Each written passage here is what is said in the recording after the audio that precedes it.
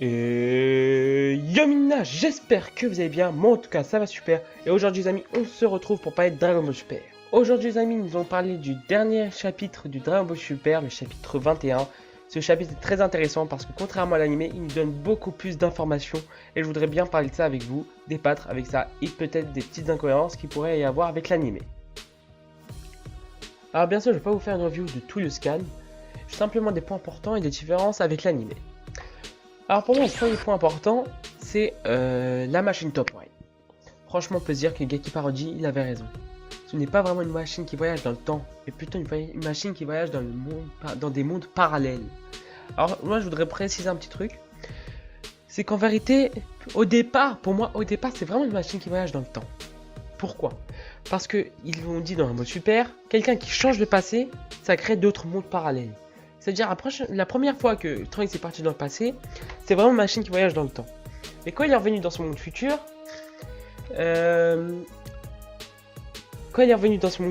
il a créé des mondes parallèles. Et à partir de là, ça a créé, comment dire, une machine qui voyage simplement dans le monde parallèle. C'est-à-dire, au départ, c'est une machine qui voyage dans le temps, mais après, c'est devenu une machine qui voyage dans le monde parallèle.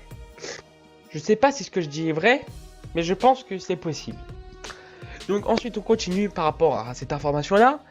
Ce qui nous montre que comme c'est une machine temporelle qui voyage dans les mondes parallèles, d'ailleurs je pense pas qu'on peut dire machine temporelle maintenant.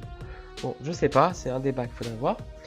Du coup, comme c'est une machine qui voyage dans les mondes parallèles, un jour passé dans le monde de Son Goku, et bah c'est obligatoirement un monde passé dans le monde de Trunks. Pourquoi? C'est à cause de la configuration d'origine. Donc voilà, vous allez sûrement me dire que cette information-là, que c'est à cause de la configuration d'origine, ça peut contredire ma théorie. Je pense pas en fait que ça contredit ma théorie. Pourquoi? Parce que si on voyage obligatoirement dans le passé, on crée pas forcément des mondes parallèles. Et du coup, la machine temporelle devient obligatoirement une machine à voyager dans les mondes parallèles. Donc moi, franchement, ma théorie de base, pour l'instant, elle tient. Donc ensuite, on continue par notre information que changer la configuration, c'est-à-dire simplement d'aller dans le passé, changer la configuration de la machine, ça serait impossible. Pourquoi? Parce qu'on ne pourrait plus retourner dans le monde de Trunks. C'est logique, avec ma théorie que je vous ai dit, si on change la config, on retourne dans le passé, on crée d'autres mondes parallèles. Donc ça serait plus le même monde que Trunks, normalement, si ma théorie elle tient.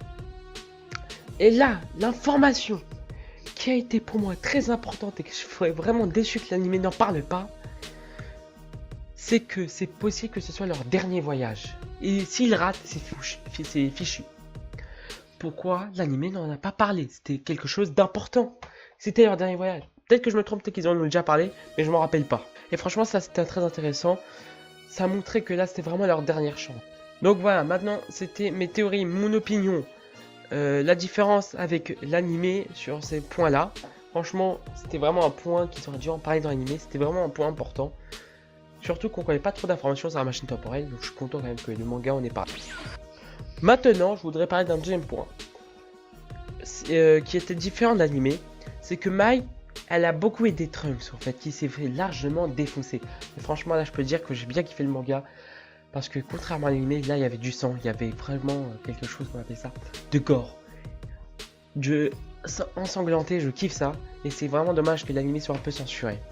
Et en plus ça montre la violence du truc, et ça c'est du Dragon Ball. Ensuite, Mai, qui aide Trunks, d'accord. Mais que Goku Black ne la tue pas avec sa puissance, c'est un problème. Après ça c'est un petit détail, mais c'était chelou, il pouvait très bien défoncer d'un coup sec. Donc voilà, mais c'était quand même intéressant de voir que en fait Mai elle a vraiment joué un bon rôle dessus, parce que dans l'anime elle a pas vraiment approché fort Black, hein. Elle a plutôt jeté des trucs pour l'aveugler, mais bon hein, elle était pas souvent là, elle était souvent là pour espionner. Du coup là on voit bien que dans le manga elle sert vraiment à quelque chose.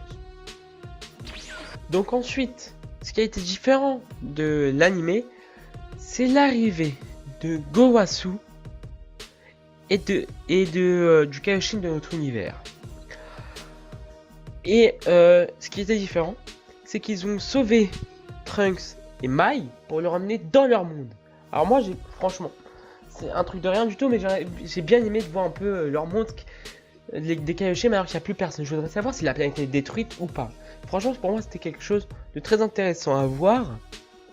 Et aussi, on voit quand même que Gowasu, il sent qu'il avait vraiment une responsabilité dedans, que c'est peut-être à cause de lui que Zamasu il a créé ce plan. Franchement, j'ai bien aimé voir Gowasu en fait comprendre qu'en fait une partie de sa faute, parce qu'en vérité, c'est vrai, c'est un peu sa faute. Pour un Kaioshin qui regardait dans le thé voir si son âme est pure ou pas, et qui comprend pas que, il voit pas que Zamasu fait créer un plan dans le but de faire du mal. C'était vraiment chelou, surtout par rapport à ses propos. Plusieurs fois il a repris, mais il faisait rien d'autre. Donc voilà, j'ai bien aimé moi qu'il reprenne, qu'il comprenne un peu que c'est aussi un peu de sa faute, et que lui aussi il a une part dans tout ça. Maintenant, je voudrais parler de quelque chose. Franchement, je suis aussi extrêmement déçu qu'ils n'en ont pas parlé dans l'anime. C'est que Goku Black et Zamasu, en gros, les deux Zamasu quoi, ils connaissent Zeno. Et oui, moi je m'étais posé la question, comment des gens comme eux, des dieux, ne connaissent pas Zeno? C'est pas possible, ils font ça comme ça sans connaître. Surtout que quand, dans l'anime, quand Zamasu va être détruit par Zeno, ils savaient pas qui c'était. Enfin, j'ai l'impression qu'ils voient pas qui c'était. Peut-être aussi que dans l'anime, ils nous ont pas montré ce moment, mais peut-être qu'ils en ont parlé. Non mais bon, ça c'est aussi une petite théorie. Mais bon, ça aurait bien aimé qu'ils parlent un peu de Zeno. Donc en gros, comme ils connaissent Zeno, ils veulent vite quitter la Terre parce qu'ils se sont dit, si Zeno il découvre ça, nous on est fichus. Peut-être que quelqu'un va nous balancer. Du coup, il faut vite qu'on quitte la Terre. Et là, ce qui était encore plus intéressant, c'est qu'ils ont dit, on passe aux choses sérieuses, on accélère la cadence, on accélère le plan, on détruit tous les terriens. Et ça, mes amis, franchement, c'était magnifique. Franchement, ils ont vraiment... Là, on voit quand même ce qui était dit vraiment différent de l'anime, que l'anime, c'est quand Zamasu prend le contrôle de l'univers, en fait, qui détruit tous les terriens. Franchement, moi, j'ai bien kiffé qu'ils étaient comme ça. C'est un peu comme des Saiyans, en fait. Hein. Parce que Saiyans, ils font quoi? Ils arrivent dans la planète, ils détruisent tout le monde. Et là, c'est pareil. Et franchement, j'ai bien kiffé. Ils étaient là, ils avancent, ils tuent tout le monde comme ça. Franchement, moi, c'était quelque chose que j'ai bien aimé. Je sais pas si vous avez aimé, moi, en tout cas, j'ai bien kiffé. Ensuite, là, les amis, un gros point qui change, franchement, le manga par rapport à l'anime. Donc, comme dans l'anime, bien sûr, au départ, c'est pareil. Gowasu, il tente de raisonner Zamasu, en gros Goku Black. Et du coup, il lui donne des arguments en disant que c'était ma faute, je suis désolé, viens, on recommence à zéro. Viens, on va s'excuser auprès de Zeno-sama. Donc là, il n'y en a aucun problème. Jusqu'au moment où ils veulent se serrer la main. Et d'ailleurs, c'est à ce moment-là que tous les terriens ils ont été tués en même temps. Tous les terriens. Et au moment où ils voulaient se serrer la main, Goku Black, il a feinté, on va dire. Gowasu, il pensait que Goku Black allait prendre sa main. Mais non. Retournement de situation. Goku Black a tué Gowasu. Ah là là, là c'est totalement différent de l'anime. Là, c'est possible d'avoir une petite incohérence. Alors franchement, moi ça aussi ça m'a fait kiffer. Goku Black, Zamasu tue qui tue Gowasu. Pardon. Franchement, ça montre que Zamasu c'est fini là. Il ne peut pas changer. Il est devenu quelqu'un d'autre, il peut... Comme s'il était un peu orgueilleux, il dit si je change, ça veut dire que c'est ma vision des choses est fausse. Donc ça veut dire que je suis faux. Non, non, non. Je te dis, j'ai raison. Et là, mes amis, là, ça peut faire une incohérence avec l'anime. Parce que Gowasu, lui, il était vivant, quoi. On peut pas... Il peut avoir des petites différences par rapport à la façon de faire. Mais là, c'est pas possible. Alors moi, j'ai une petite théorie par rapport au chapitre suivant. Peut-être Gowasu, il a été blessé. Alors j'en ai deux, en fait. Peut-être Gowasu, il a été blessé. Et il n'a pas été tué. Et du coup... Le Kaioshin, il vient les aider, etc. Peut-être qu'ils avaient ramené des Senzu. Je sais pas. Ou Senzu. Je sais pas. Sinon, moi, ma deuxième théorie, c'est que, comme l'avait dit Goku Black dans l'anime, je sais pas s'ils l'ont dit dans le sketch, je sais plus, je me rappelle plus. Tant qu'on a le du temps, qu'il tue le mec du futur ou qu'il tue le mec du passé, ça changerait rien. Enfin, un truc du genre. C'est-à-dire, si le Gowasu du futur qui était là, qui l'a tué... Goku Black, il est mort. Ce Gowasu du passé est toujours en vie. Donc là, ça peut changer les choses.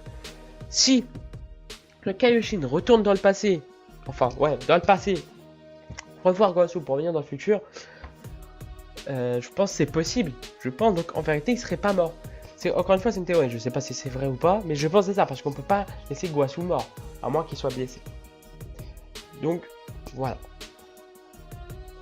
Donc voilà les amis, j'espère que ça vous aura plu.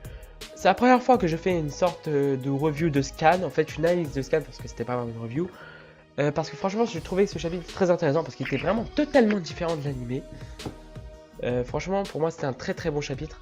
Vraiment de l'action et surtout retournement de situation, j'ai vraiment kiffé. N'hésitez pas à vous abonner, à liker la vidéo si vous l'avez aimé, à la partager bien évidemment. Je voudrais bien savoir vos avis par rapport au chapitre, moi franchement j'ai bien kiffé.